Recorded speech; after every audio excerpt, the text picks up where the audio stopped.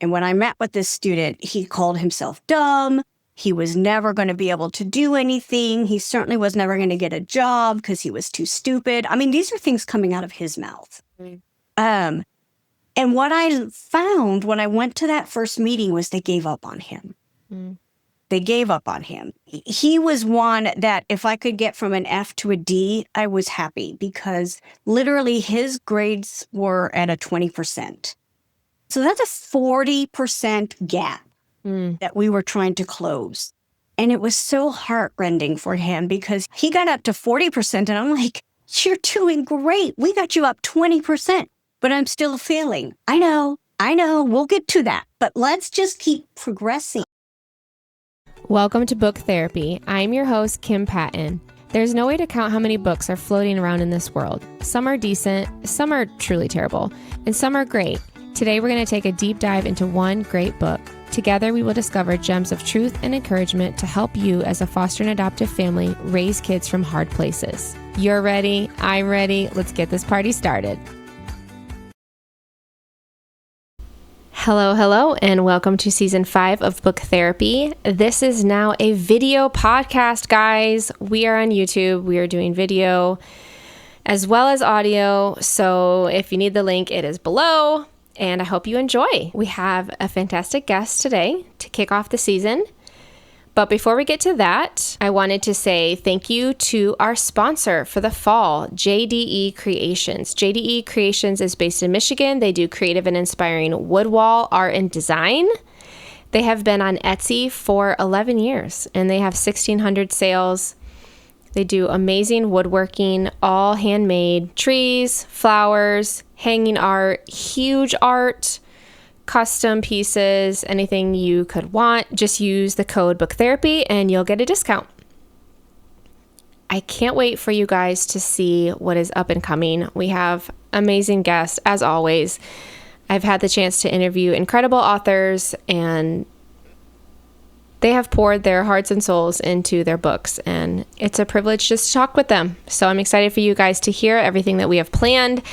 I have most of the fall episodes all recorded and booked, and it's going to be amazing. And there's just more good stuff to come. So thank you for being here. On with the show. Let's dive into the book. Today we are talking about From Placement to Graduation and Beyond, How to Navigate Education and Foster Care, The Path Forward by Sharon Dunlevy. And she is a smart lady. She's got a master's, doctorate. Thank you for joining me here today, Sharon. Thanks for having me, Kim. We are going to talk about some of the hardest things involving foster children, and it's their education. Yeah. We know that children in the foster care system have these deficits. They come into the home, they have been moved around, they have been displaced from their family. So not only are they dealing with the physical challenges of being away from their family in a new home, in a new environment, possibly for the 5th or 6th or 10th time, but they have to set aside their personal feelings and step into a classroom. And school is hard for kids just growing up, but kids who are dealing with the inner turmoil and the trauma of their life and the confusion and the chaos, school can be really, really, really hard. And I have seen this firsthand. I know you have. So we're going to talk today about how we help those kids through the education process. And I want to go ahead and jump in with challenges and specific tips for that transition to a new school. So we're thinking about kids who have been in different places. The foster parents are navigating, okay, we have a new placement. Let's get them in school. Talk to me about what that looks like and why early intervention is important, and just building that solid foundation of getting the kid off on a good start. Sure. So first, Kim, what I want to talk about that is when a child changes homes, there is a new law that went into effect in 2016 that actually will allow them to stay in their current school, even if the foster parent is out of district. So they don't always have to change schools, but there are quite a few that do for various reasons. Maybe it's a short-term stay or a longer-term stay. Maybe they're pre-adoptive, and it does make sense for them to change schools. So a couple of things that I like to coach my foster parents on is to think through who's going to enroll them. Sometimes we make assumptions and we assume the case manager is going to enroll the student, and the case manager is assuming the foster parent is going to enroll the student. So what I always tell my foster parents is never make an assumption. Ask that question first. Who's enrolling the kid? Because if we're waiting for the other person to do it, then we're waiting. The other thing to know is when a foster kid does need to change schools, schools can no longer hold up their enrollment because they're missing paperwork. In the past, anybody who has fostered in the past will know this, but in the past, if you did not have your students' medical records, shot records, birth certificate, all these things, they couldn't enroll in school. Well, then what was happening is these kids were missing class time. And that's what happens with foster kids anyways. They miss class time because of court dates. They have therapy. They have what other meetings that they have to have. And so they're already missing class time. And then if they're missing more class time because they can't get enrolled in school, they're just going to fall further and further behind. So don't make assumptions. Figure out who's going to enroll them. If the school tries to hold you up and say, no, you can't enroll your student now because we don't have this record, this record, this record, then you say, based on the Every Student Succeeds Act of 2016, my child can be enrolled and start school today without those records. And that's another important point. And the day that they enroll, they're allowed to attend school. There is no waiting period. And so that really makes a difference when the foster parents know that, because they don't always know that. And that's why I wrote this book, right? Was there are a lot of things that foster parents don't know are laws that they can use to help the kids get into a classroom, which is what we really want. And are these rules state specific, or I'm assuming that one you just mentioned is nationwide? Yes, the Every Student Succeeds Act is a federal law. And it is applied the same in every state. So yeah, there's no wavering on that. So At the beginning of the book, you scare me with the statistics, and I don't know that everybody realizes what the statistics are in regards to education with kids in foster care. And one of them is 29% do not graduate from high school. Less than 10% will ever earn a college degree. 1 in 5 will struggle with long-term mental health issues, and 20 to 40% will have their own children enter the child welfare system. One person I really respect is Tori Hope Peterson, and we just recently talked about her book, Fostered, and it's her memoir of growing up in the foster care system. She entered early on and then again as a teenager, and she aged out, but she was in from 12 to 18 years old. And she knew the statistics, and it's heartbreaking because she struggled for years, but she did graduate from high school, and then she went on to graduate from college as well.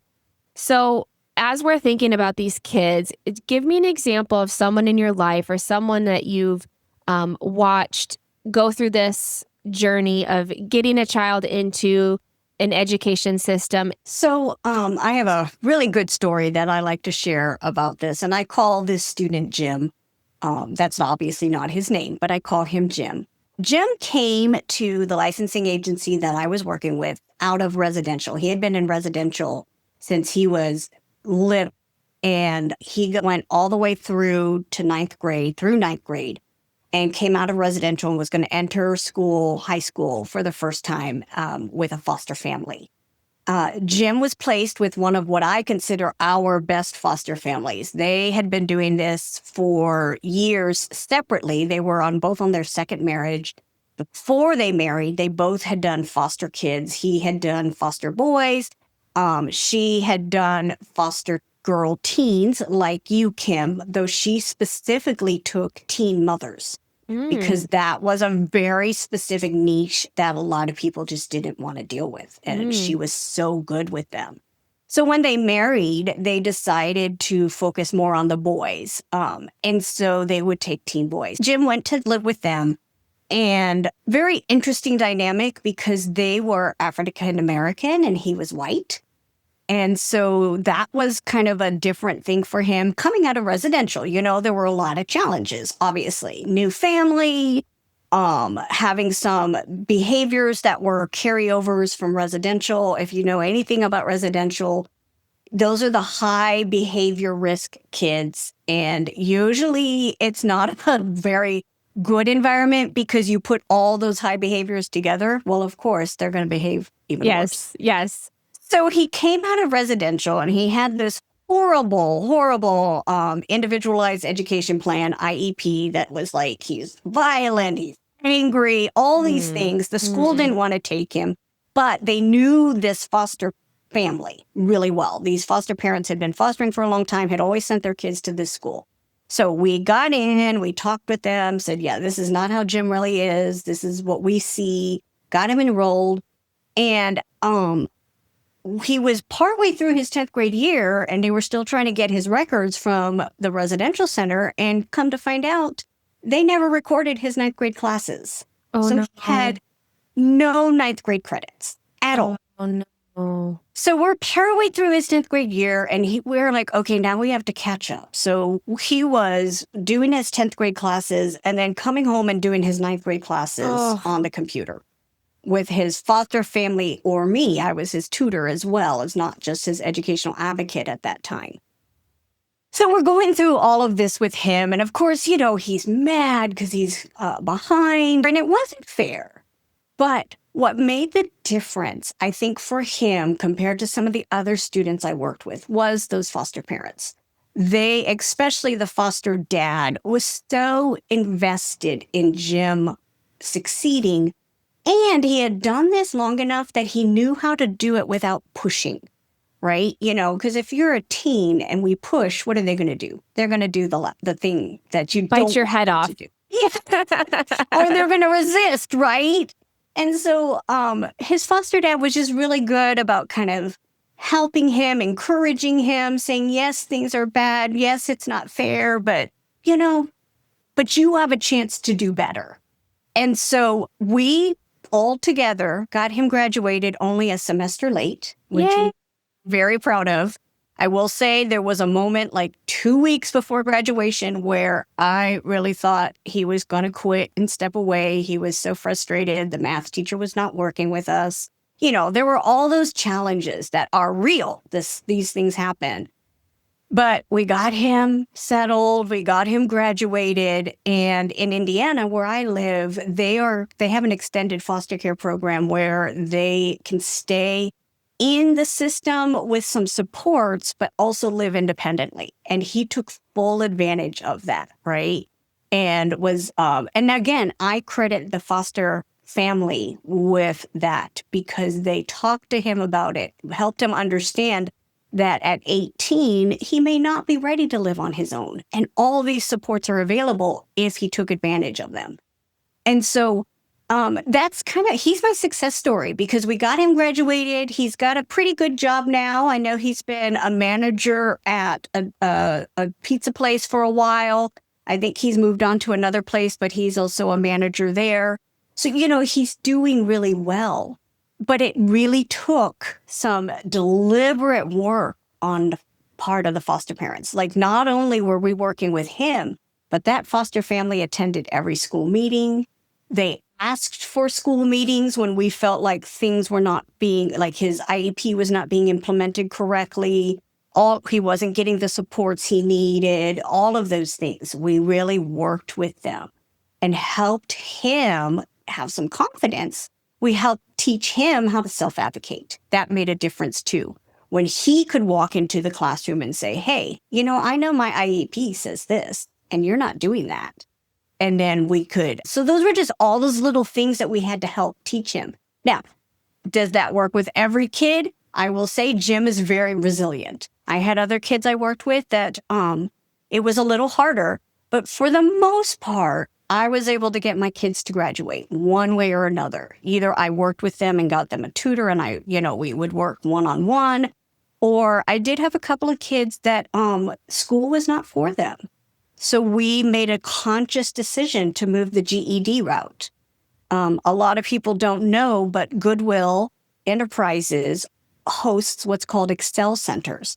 And those are for adult learners who have not gotten their high school degree. They can go to one of these Excel centers and they will get their GED, and they work as a group. There's a group of them that work together to complete their GED, so they're not doing it on their own. I'm a huge supporter of Goodwill because of that. I had kids go to Job Corps. Now, unfortunately, under this new budget, Job Corps has been cut. Kills me. But it was a really good way of getting kids into vocational programs. And that's the other thing we would do, is sometimes we would have to get them into a vocational program rather than an educational program. And those are all options for foster kids if we know the right way to do it. You really have to know what they need and what their strengths are. It's hard because you're saying that some of these kids are resilient and some of them, they do get overcome by those challenges and aren't able to bounce back as quick. And it's maybe later they're going to be able to turn things around. But depending on what age they are and when they went through the trauma, it's tricky. Yeah. I love that you talked about the foster dad being really intentional and patient. And I can just picture him like sitting at the kitchen table, working with Jim, because the foster kids need as many positive role models in their life as possible. Yes. And I'm so thankful that they have you, because foster parents don't necessarily have that education mind. I am certainly not education minded. My favorite topics and subjects in school are reading and writing and recess. Yes. And unless it's that, and Spanish. But I mean, I enjoyed school, but I am not your education honcho. Like, don't come to me for explanation on how to solve for X. I was on the floor with some teenagers doing math problems. And it was a game, because she's like, okay, Miss Kim, I'm going to give you this problem and see if you can solve it before me. And I'm like, I don't think I got the right answer. And then she would like explain it to me like, no, that is not how you do it. And I'm like, I'm old. This is above my pay grade. But it was fun. And we had fun with it. Yeah. And then I think after we were doing math problems, we were trying to decipher like the text messaging abbreviations, like BRB, G to G. And I went back to like my 90s, 2000s, like AOL Instant Messenger. And I was like, oh, do you guys know what this one is? And they were like, what? And they knew some of them, but that was just, connecting with my teen girls. But it started with doing math on the floor as a competition. Yeah. Those connections are really what make the difference. So for everything that I did with these kids, I was able to connect with them. And I really took that seriously, because my boss at the licensing agency, well, boss's boss, really, she wanted every kid to what she called catch up. And that wasn't realistic, right? Trauma affects the brain, not just mentally and emotionally and socially, it affects it physically. Trauma shrinks the brain. And so these kids are not the age that they are chronologically. They are mentally more immature.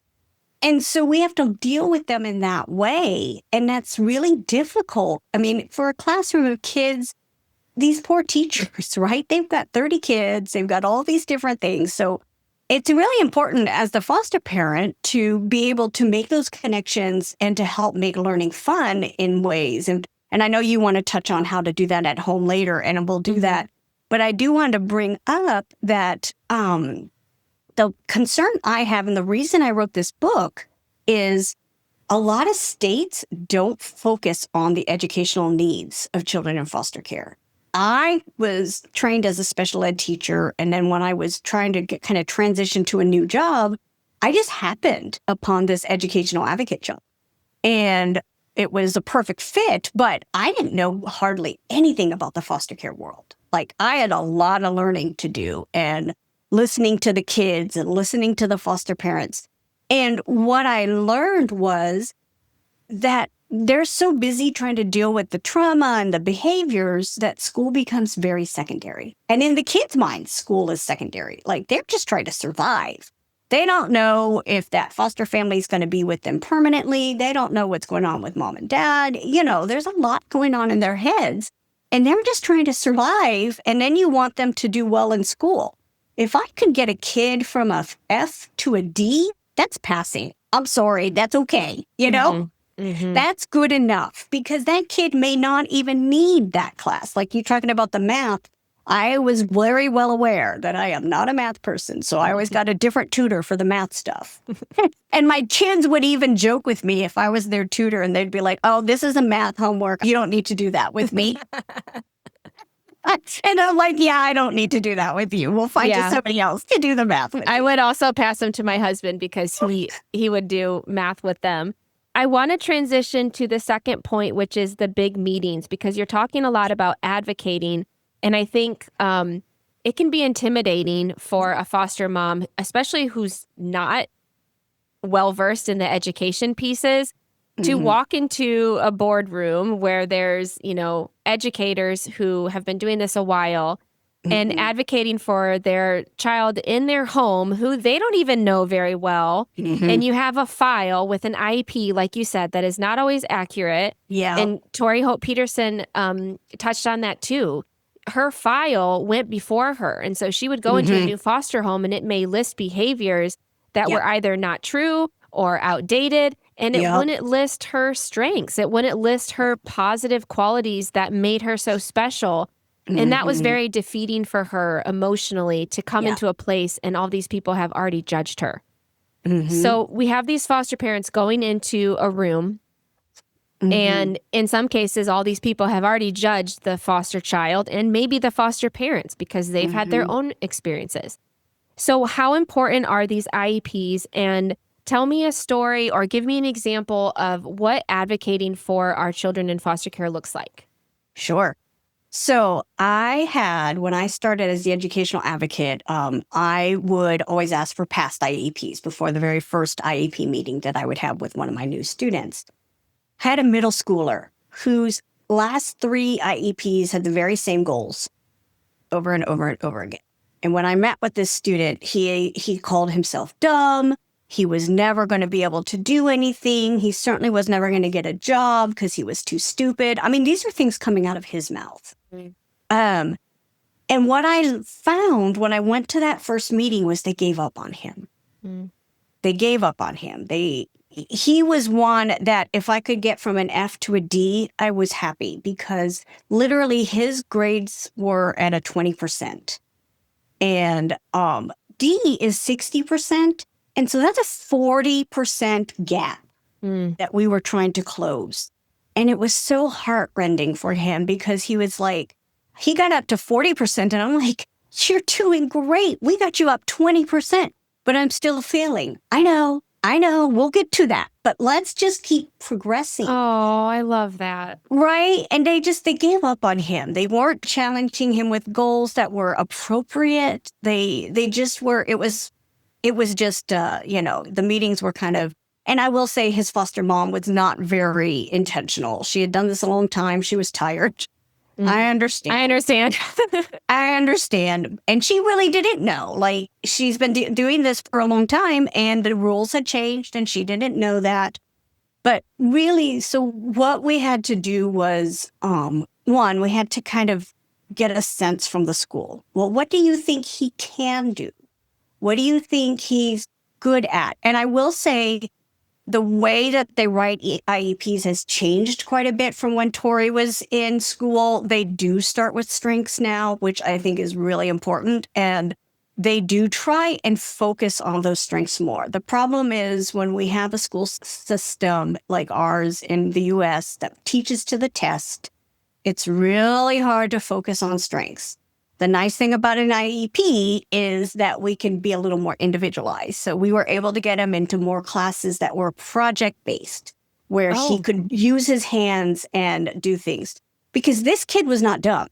Yes, he could not read very well. Yes, he could not translate what he was learning into the paper. but he could sit back behind me in the office and hack into the locked caseworker computer in 2 seconds every time he came into the office. Oh my God. I was not a dumb kid, right? But his skills were not aligned with the schools. That's why I love vocational programs. Somebody like him, that's where he needed to go in high school. And that's what we did. We got him into a vocational program in high school. Because we started talking about, this is what he's good at. This is how he's feeling. The other thing we started to do was we started bringing him into the IEP meeting so he could talk for himself. We did not make him stay through the entire meeting. That was going to be too overwhelming for him. But we would bring him in the beginning and we would have him tell us, what is it you want to do? What do you see yourself doing as an adult? Do we think we could get you there? What kind of classes might help you? And that made a huge difference. So making sure that their voice is heard. And the other thing I always tell my foster parents is, remember, we're all part of a team. As a foster parent, you have a lot of people that come into your house, right? Mm-hmm. You have caseworkers. Sometimes you have therapists coming in. You got all these people. And so remembering that we're all part of a team and that the kid's at the center of the team, that is really important. If we can constantly remind ourselves of that, it makes a big difference. So we could always, if the meetings start to get a little contentious, we can always bring that back around to, but what's best for Jim is, and really take that collaborative tone. The other thing foster parents can do is make sure you make contact with the school as soon as that kid's placed in your home. Make a meeting with the teacher or the principal if it's like a middle school or a high school and they're changing rooms all the time. Don't try and talk to them at drop off or pick up. Make a meeting and sit down with them and say, I've got this new foster kid. This is what I know. This is what I've seen in terms of behaviors. I know their IEP says this, but I haven't seen that behavior. Really making them a person. Right? And if you can communicate early before problems happen, Mm-hmm. then you already have a relationship. And it's so much easier then to go into those meetings because you've already started that relationship. So it's important for the foster parents to advocate, but it's also to teach or give the opportunity for the child themselves or the teenager to come into the meetings and self-advocate. And I like how you talked about their voice because a lot of kids in the system have had decisions made for them their whole life. And so they don't feel like they have a voice or that people don't care about what they want or need.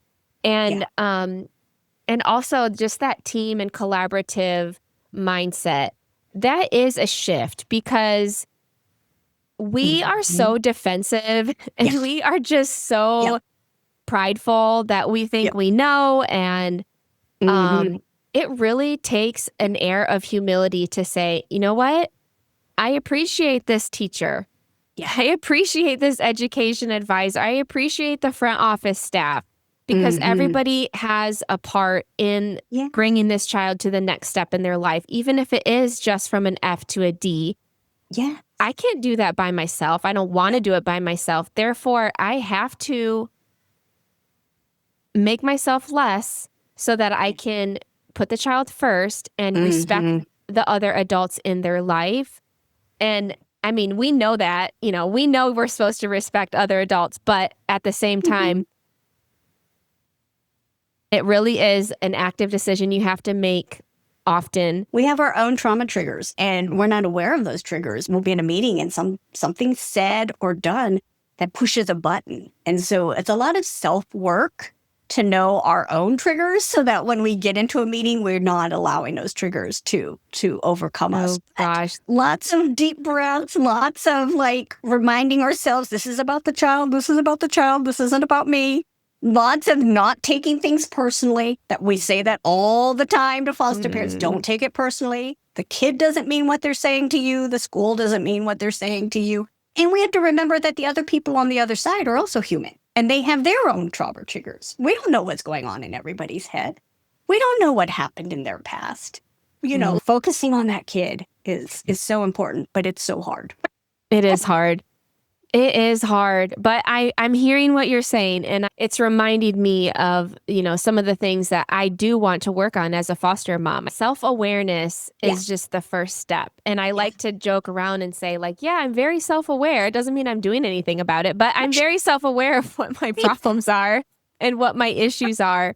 And recently just hearing about trauma triggers, and I think someone else reminded me, like, hey, when that person said that, when that foster kid pushed you to your limit, they did that on purpose because they know that gets you. And I'm like, well, what am I supposed to do about it? Of course it gets me. And they're like, well, there you go. So I'm self-aware, but there's a lot to learn there. And there's a lot of intentional work that I think I'm right at the beginning of doing some of that work. Thank you for reminding me that it really is a team effort, and we can respect those in the child's life.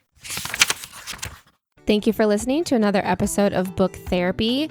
For all the details about the author, the book, and what we talked about today, please see the show notes. As always, if you enjoy this podcast, please leave us an honest review on Spotify or Apple. This helps get the word out. And even better, if you know of a foster adoptive family and you think this episode will encourage them, go ahead and send them a text, because not only will it brighten their day, but it will give them another resource, another tool as they are doing the hard work of loving and serving vulnerable children. Thank you, thank you, thank you. We will see you next time.